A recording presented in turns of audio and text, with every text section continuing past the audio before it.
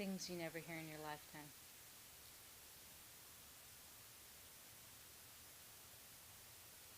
Here we go.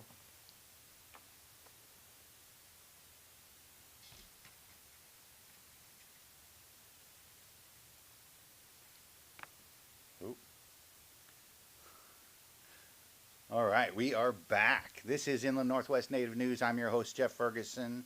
Thank you once again for joining us. It's a great day to be Indigenous. My co-host, Margo Hill. How you doing this morning, Margo? Good morning. Ches squelched out there in Indian country.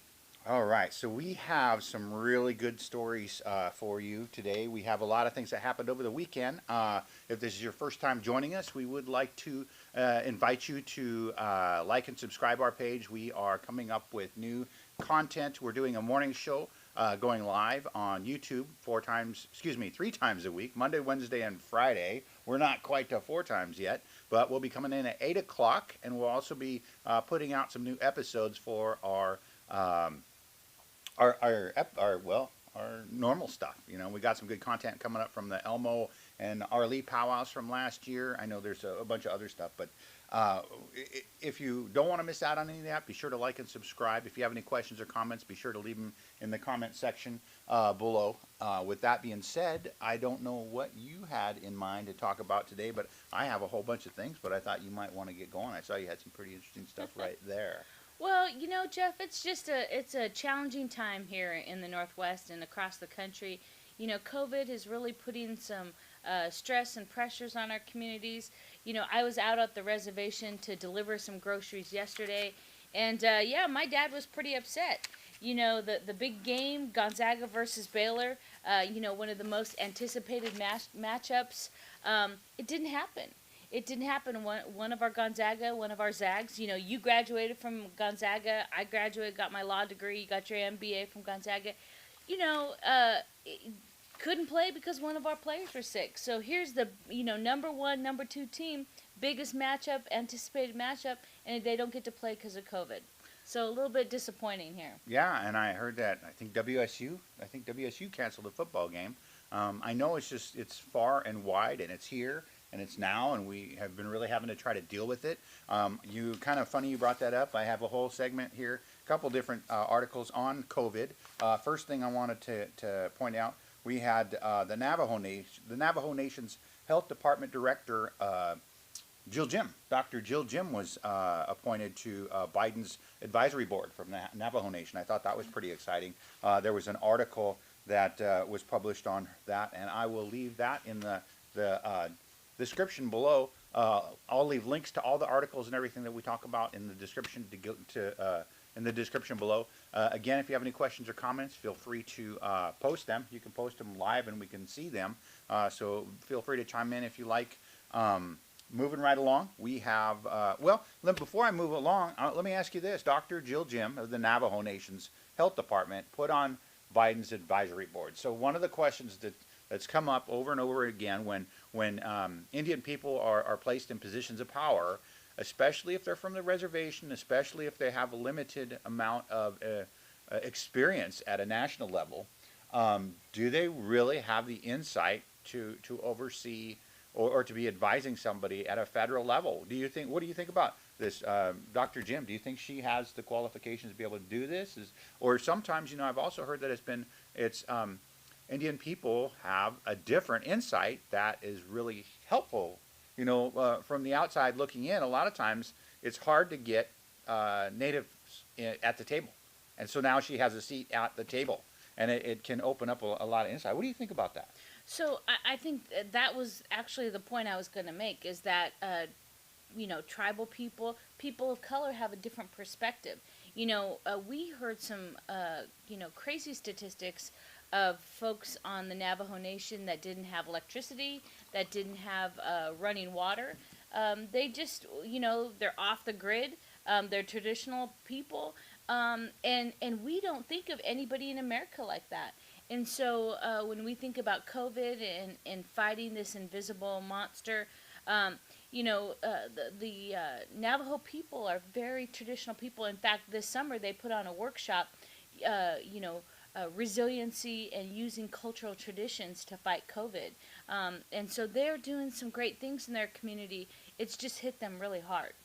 You know, they the next article I have right here, Navajo Nation extends lockdown due to dire surge. Now this they just did this, so this is a brand new. Well, December 7th. That's about as new as you're going to get. Just came out NPR today. If you don't have the link, I'll leave it in the link or description below.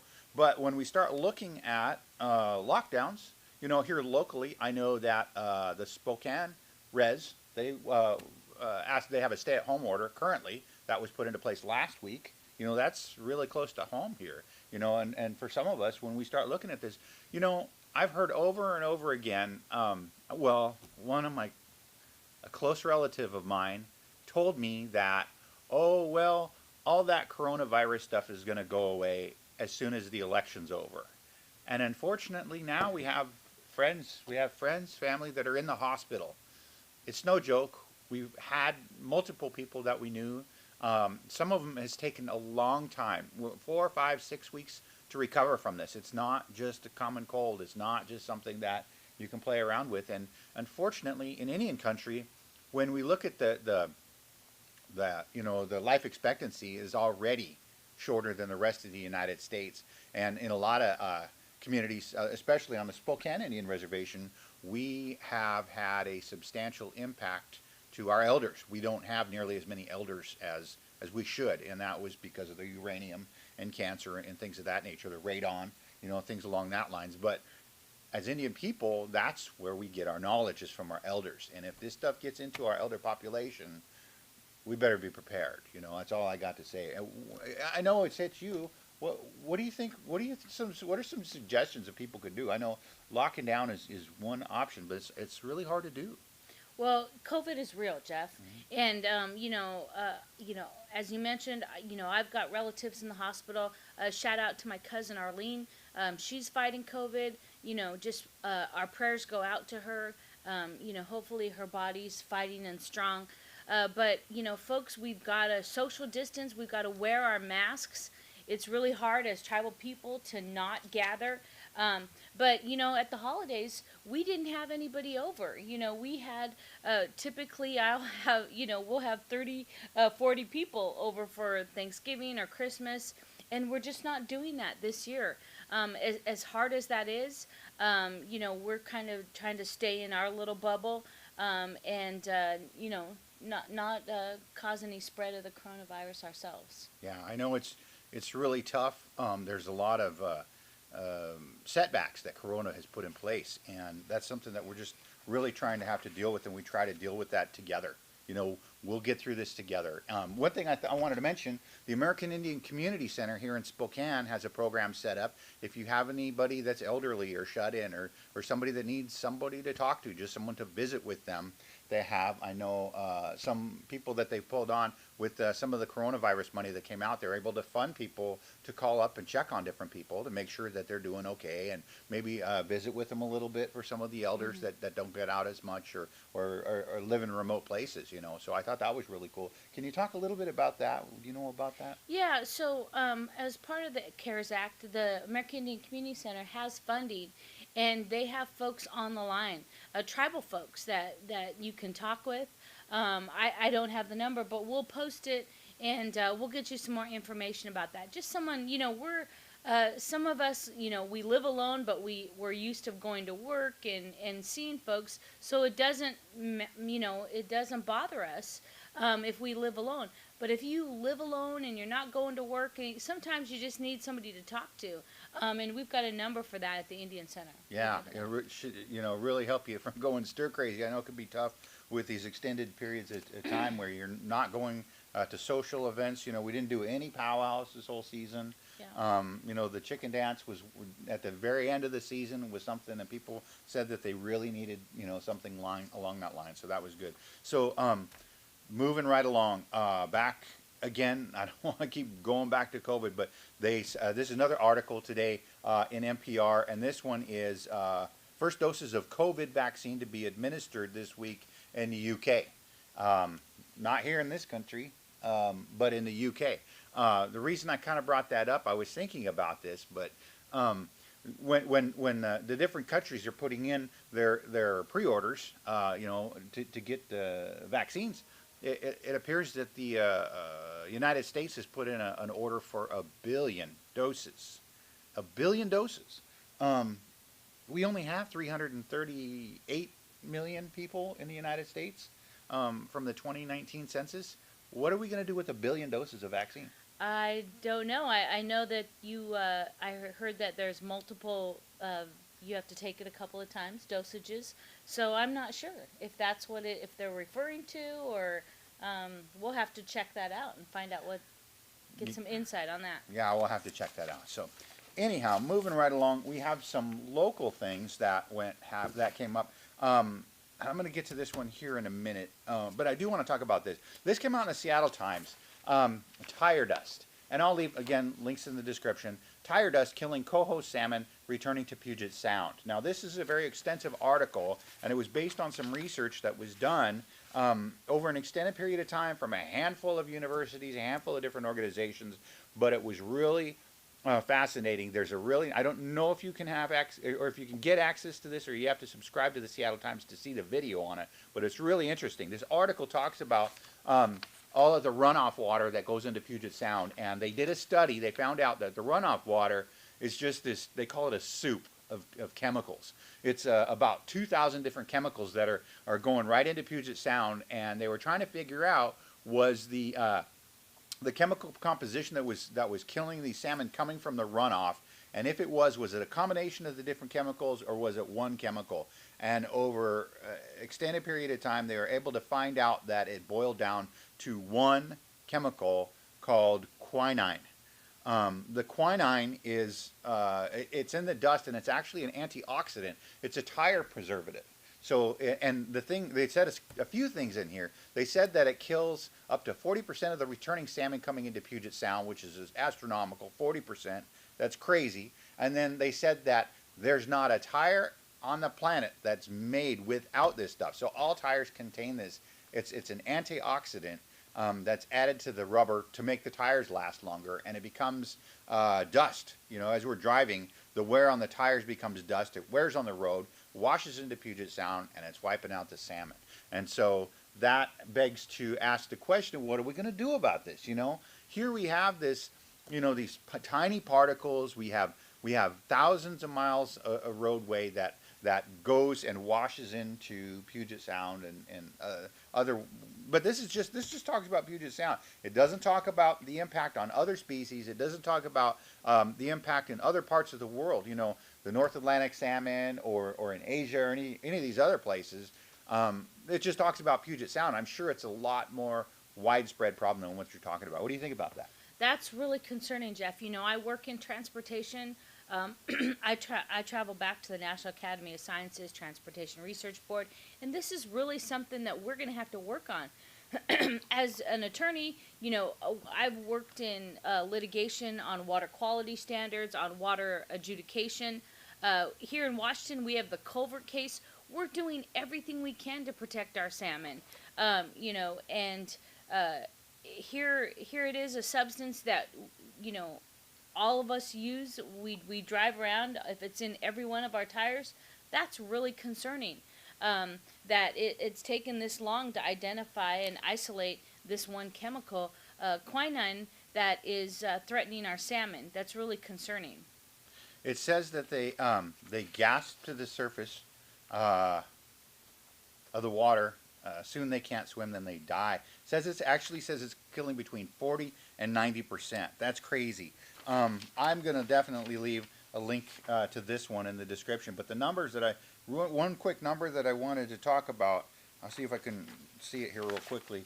I think they said there was, here we go, 3.1 billion tires globally produced annually for 1.4 billion vehicles. 1.4 billion vehicles, and they are all shedding this tire dust that's all getting washed into our waterways. That's crazy. And it doesn't matter. It says any vehicle is implicated, whether it's gas-powered or electric, privately owned or transit. If it's got a tire and it moves on the road, it's part of the problem. That's just crazy. So we'll definitely have to keep an eye on that. Hopefully they'll come up with some solutions to try to figure out what's going on with that. But man, that's just one of a handful of things. And this other article I have here that's local. This came off of the Columbia River Keeper off their website, and it's oil leaks from the dams. Now there was an oil spill at the Dalles Dam, and it reported a 200-gallon oil spill into the Columbia River. Now I was reading through the comments on this, and it talked about the impact that this could make, but one of the comments on there, I was just like, this is crazy. If you look at, so 200 gallons. So one of the comments said, my hot tub is 250 gallons. This is only 200 gallons. Well, I also read a while back that a tablespoon of oil contained 1,000 gallons of water. Now, if you take a tablespoon, how many tablespoons are there in a gallon? And you multiply that times 200. And you don't just take that, but you have to take the added compound effect, because if we look at the Columbia River is the waterway that so many of the salmon in the Northwest, especially in the inland Northwest, they go up. Then we're looking at not only oil spills, we have to look at the heavy metals and the pollution that came down from 100 years of mining from North Idaho at the headwaters of the Spokane River. We have to look at the wastewater being contributed to the Spokane River from the city of Spokane, from the city of Liberty Lake, from Coeur d'Alene. Then we look at the Midnight Uranium Mine that feeds into the Spokane arm of Lake Roosevelt, which is a tributary of the Columbia River. And then we go further upstream to Canada, into Tecominco, who's been dumping sludge into the Columbia River for over 100 years. And then we go downstream to Hanford, who not only had the stuff coming up off the surface, but now has their storage units that are leaking, seeping into the Columbia River. That all goes out into our waterways, and we are lucky we have any salmon anymore because of all of this. Aside from all the other species that are impacted, the oil dam, this is just, just kind of scratches the surface, but it goes to say, back towards the removal of the dams. When are we going to get to the point where we don't have to rely on dams anymore? So I'm sorry. Go ahead. I know you have a lot. So No, just the cumulative effects of those toxins are really hard on our fish. We have scientists at UCUT, Upper Columbia United Tribes, and CRIPFIC that are working. The lower United Tribes that are also working. The Umatillas, the Yakimas. All of those folks, we have scientists that are working really hard for water quality, and hopefully that we can bring those salmon up. For the Colvilles and Spokanes, they only come as far as Chief Joe Dam, and we have some Colville fishermen that fish there, but it's challenging when you have these toxins that are getting in the water. Well, for those of you that aren't familiar, if you're new to this channel, we focus on issues locally, regionally, and nationally that affect the 11 tribes of the inland Northwest. As far west as the Colvilles, as far east as the Blackfeet, down to the Umatilla and Warm Springs in Oregon, and up to the Kootenai of Idaho, everybody in between, the Colvilles, the Yakimas, the Coeur d'Alenes, Spokanes, and this is an issue that we all share with the salmon. And when we talk about salmon, I know if you're not from this region, if you're not from this area, you might be, what's the deal with the salmon? What's the deal with the salmon? So in the Northwest, to the Interior Salish, Upper Columbia United Tribes, Interior Salish, Columbia Plateau Tribes, that was our sustenance. That was our monetary system. That was 70% of our diet on the Spokanes. And it's what we traded like money. It's what fed us. It was everything to us. It was like the buffalo to the Plains tribes. It was really that important. And when we lost that, here in this region, we lost all of that because of the dams. And the one kind of, the straw that broke the camel's back was Grand Coulee when they built that back in the 30s. And so we haven't had that in our culture for 80 plus years now. So that's kind of crazy. So we're trying to get that back. There's lots of efforts. Paulette Jordan said that she's making it her life goal to bring back salmon to North Idaho.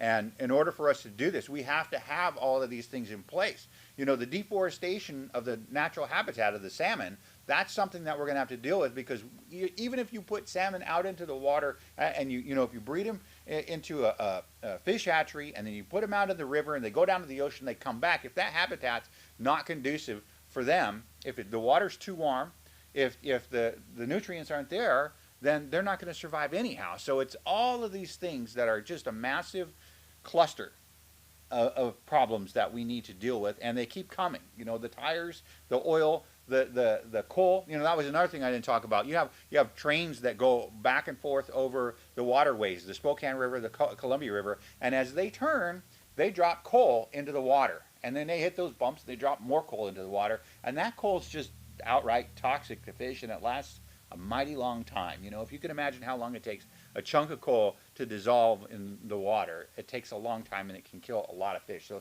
there's all sorts of problems. But anyhow, that's all. I mean, there's whole other segments. I hope we can do some stories on that in the near to immediate future that are going to be interviews. It reminds me, if you guys have any interviews or you have any stories that you'd like us to cover, be sure to let us know. We were talking earlier about COVID. You talked a little bit about the CARES Act. On Wednesday, we're going to be covering some of the issues that tribes are facing with the monies that they got distributed to them from the federal government. So we're going to research a little bit of that. I know tribes are handling it all different.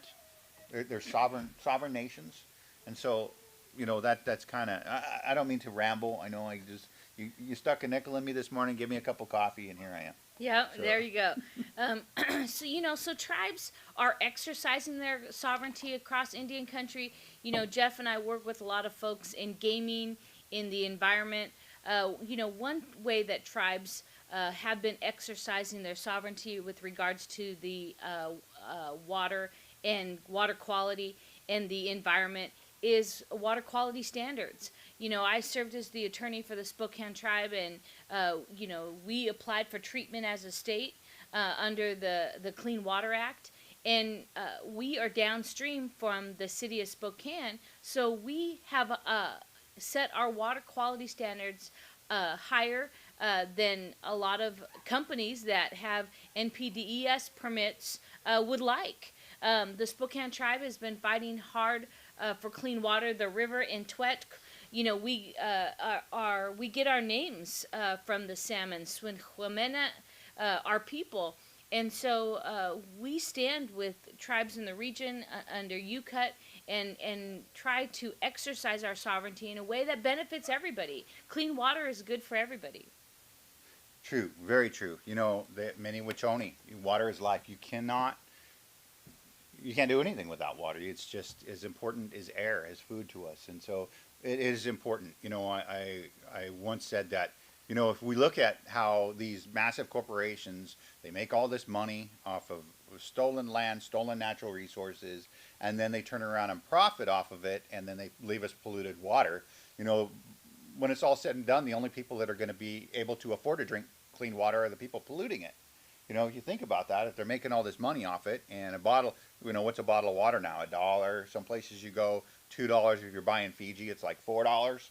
Holy cow, can you imagine that? I remember growing up as a kid, I think it was my uncle told me, you know, watch out, one day the price of water will be higher than the price of gasoline. And I was like, whatever. But if you take I guess if you buy a big bottle, a quart, you buy a quart for $1, well, there's 4 quarts in $1. That's $4 a gallon. It's already higher than the price of gasoline. So, you know, that's ongoing. That's something that we need. And it's tribes' independent right to exercise their sovereignty when they go out of their way to create things like the water quality standards that the Spokane tribe created.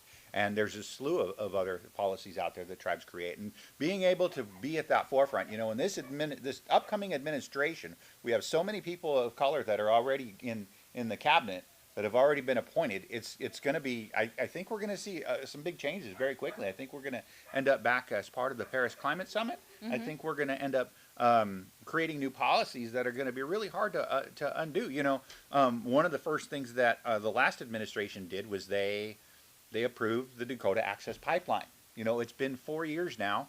4 years. You know, if you can think about that, since Standing Rock, when you know, everybody went out there, and the Dakota Access Pipeline, those guys were out there with their rubber bullets and their pepper spray and gas and all that other stuff. But it's been 4 years, and they were talking something crazy like 500,000 barrels a day.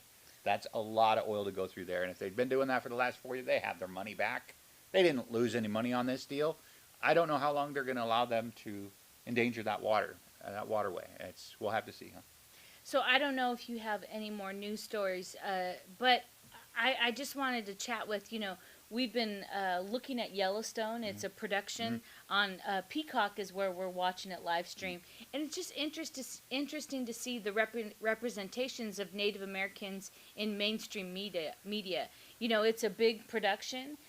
We only have about 3 or 4 minutes left to keep it on time, Jeff. So what are your thoughts about, Yellowstone is a big production with Kevin Costner. They have lots of Native American stories woven into the storyline. They're talking about MMIW. Of course, there's the stereotypical Indians and casinos kind of storyline. But they're clashing with developers and ranchers. Big stories out of Montana, and so I was just curious. You're a communications major. You think a lot about media, and what are your thoughts about Yellowstone? I'm glad you asked. I think it's a double-edged sword. When we look at this, and that really kind of leads me into this next segment I want to talk about real quick. I know you said we had 3 or 4 minutes, but that's the great thing about the internet. Hey, no, I'm just kidding. So I'm not going to drag this out. When you look at productions like that, it's a double-edged sword. Yeah, it's really good that these things are coming to light. That, one of the issues they talk about, the missing and murdered indigenous women. They talk about development. They talk about casinos. They talk about all these land issues and water. Water was an issue in one of the episodes. All these different things that Indian people have been dealing with for so long, and to bring them to the forefront and introduce some of these issues to an audience that may not know anything about this. You can travel coast to coast, and if you don't know where you're going, you don't know whose land you're on, you don't know which reservation you're going through, you may not understand what's going on out there. Especially when you look and you go through these vast, big, open pieces of land like there are through Montana or through the Dakotas. And so, yeah, I think it's good that these issues are coming to light. But then again, it's also a very fine line between perpetuating the stereotyping of Indian people and actually, doing the right thing. And I just hope that they have some good advisory as far as the scripting. I know some of it has kind of been a little edgy, but I also know, again, it's one of those things where at least we have some representation. I want to talk to you about this. This is a great segue into this next. I wanted to say, I had a couple things. Great shout out to the new subscribers. I wanted to say thank you for joining us. But I want to go back to a couple of the comments that we've received on the YouTube channel page. One of them said just the other day, I'll go back even further. One of the first ones that I got was that, now this is, I'll do this one first and then we'll go into the next one. This is from Binko Benev, and this was 5 months ago. It says, why aren't you dressed as a native Indian? Why do you use the internet? And why were Mesoamericans much more developed than your ancestors? So at first when I read that, I was like, well, I'm sure you can imagine how I felt when I read that. I was just like, and I thought about it, and I thought about it, and I thought about it, and I was really frustrated, and I was really kind of, I was offended. I was really, really offended. I'm a Spokane tribal member. You're a Spokane tribal member. We have other types of native blood in us. But it was, at first it was infuriating to me, but then I started thinking, and I thought, this particular post here is in broken English. And I started thinking, if growing up, when I grew up in Spokane, one of the reasons I do what I do, one of the reasons I got into communication is because growing up in Spokane, I was in private schools. And I remember in 7th grade, I opened up my Washington State history book and there was one sentence about the Spokane tribe in there. One sentence. In Washington State, we have 29 federally recognized tribes.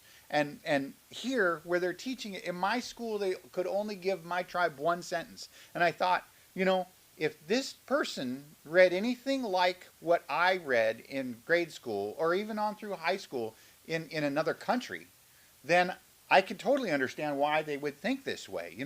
We are in the 21st century, and this internet thing is that's a great question. Why are you using the internet? Well, typically people think, and I'm going to use this story. I'm going to go back and I'm going to use Mary Verner.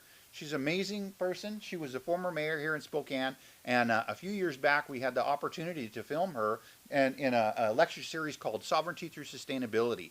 And she told the story of when she first was hired by the Spokane tribe. She was coming from the East Coast, and she came in to Spokane, coming down I-90 going west, and she got to the state line at Washington, Idaho, and she stopped there at the visitor center. And she went into the visitor center and she said, "Excuse me, I'm looking for the Spokane Indian Reservation. I got hired by them and I want to go report for work." And the people in the Indian Center at the state line there looked at each other and said, "We have Indians here?"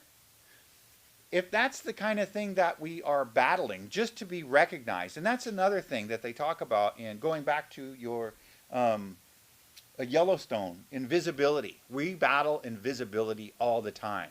And if this guy that posted this, if we're as invisible to, how could they know? If you're reading a book, if they're teaching and they've perpetuated that history in this country, what are they? Can you imagine what they're teaching in other countries? And I started thinking about that. But then again, I started thinking too.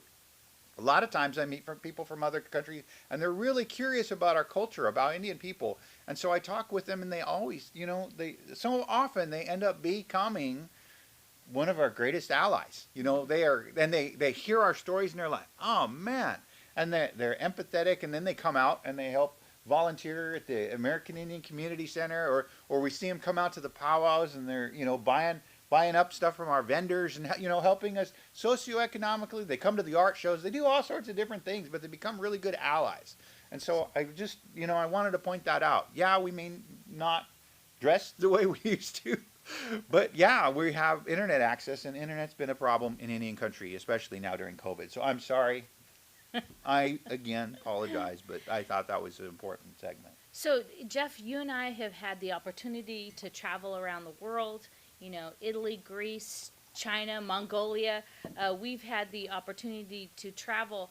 And I can tell you that, many years ago when I was in college, many years ago, it sounds old, but I had the opportunity to travel to the Soviet Union, Russia, and Novosibirsk, Siberia, Leningrad, Moscow, the Red Square, it was amazing. And I got to tell you, people from other countries love American Indians. They always want to hear about our stories. They want to know about our culture. Of course, Russia at the time was a Red Scare kind of thing, and so they wanted they tell the story about American Indians because it's a bad spot on the American history. So lots of foreign folks really want to know about American Indians. I get asked lots of questions. But the reason we're doing this program is to tell our own stories, that we are still here. We are modern Americans. We practice our culture. We live right here in the inland Northwest and across the region. So we came here, we show up for this program, Inland Northwest Native News, to tell your story, what's happening in Indian country, what's important to you. If there's a law clerk job at the Yurok tribe, which there is, but I was reading on Turtle Talk this morning, which I highly recommend. Turtle Talk provides the Indian law and news across Indian country, but they have a clerk position at the Yurok tribe, spring, summer, fall, the Office of Tribal Attorneys. So, we want to talk about news that's really important to you. And this is an opportunity to do that. So we'll be talking a little bit about entertainment news. Indians love Seahawks. The Seahawks lost yesterday to the Giants, 17-12. So there's a little bit of a bummed out nation, 12th man in Indian country. But we're true to the Seahawks, so we'll keep rooting for them. But there's a lot of things happening in Indian country, and so we're going to do our best to bring you entertainment news, to bring you personal stories. We also want to give a shout out to Leanne Campbell. She's one of our dear friends. She did some of your beadwork, Jeff. She was recently hospitalized, but Chuck took good care of her, and now she's home. So we just want to give a shout out to Leanne from the Coeur d'Alene tribe, and appreciate our tribal folks, our tribal community. All right. Well, I talked a little bit about a few different things today. The one last thing I want to touch on, be careful. You know, COVID's out there. It's going to be around. We might have doses in the works. You know, they say maybe December, maybe January, maybe February. It's going to be a while, but just take care of yourself and your family. We want you to be here. We want to see you around at the different powwows, coming out to dance or sing. You know, it's something that we're just going to have to get through. But we'll try to help you get through this. We have some exciting stuff from things that we had shot before that I'm going to be trying to get out at least another episode of two per week, aside from the live streams that we're doing every day. So just hang in there. You know, there are brighter futures. This too shall pass. I keep seeing that. This too shall pass. So hang in there. Yeah. So definitely. wear your mask, wash your hands, social distance. You know, I really am excited about some of the episodes that were recorded last year. You know, we have Iron Woman Jingle Dress coming up, interviews with some of those gals that competed. You know, we've got Indian ventriloquists out from Flathead Lake, Francis Ald, and we're going to try to get to those stories. You know, we had lots of recordings that we completed, that Jeff worked on, and we're excited to show you. And if you haven't seen it, just on Friday, we posted Inchelium Days with Tony Louie. You know, that was awesome. If you want something that's going to make you feel better, check that out. It's on our YouTube channel. Yeah, it's episode 12. Tony Louie was, and man, he's just an amazing Colville tribal member. He's I guess he was Jim Boyd's nephew. Is that right? Yeah. Yeah. So he does some Jim Boyd songs. He does some of his own that turned out really, really nice. Singer songwriter. You know, this was done a little over a year ago, and I know since then he won a NAMI. He got a NAMI for one of his music videos. But if you want something to make you feel better, check that out, man. Holy cow, that guy can sing. So do they just search it up on YouTube, Inland Northwest Native News, or Inland Northwest Native News? Okay. You can check that out. I'll leave links in the description on this as well. But that being said, you know, we covered a lot today, and I don't want to drag your day out too bad. Happy Monday, you know. One of my nieces from Inchelium, one of the Signer girls, or Dick girls rather, said, "Hey, this is exactly the medicine I needed." So check out Tony Louie, a live recording. He's singing songs, and you can just see the community dancing and the kids playing. Stem-Ospa-Oos playground is in the background, and so kids are just playing. You know, just takes us back to summer days, and we didn't get a lot of that this year, so enjoy. Enjoy. Thank you All once right. again for joining us. We'll see you on Wednesday. All right.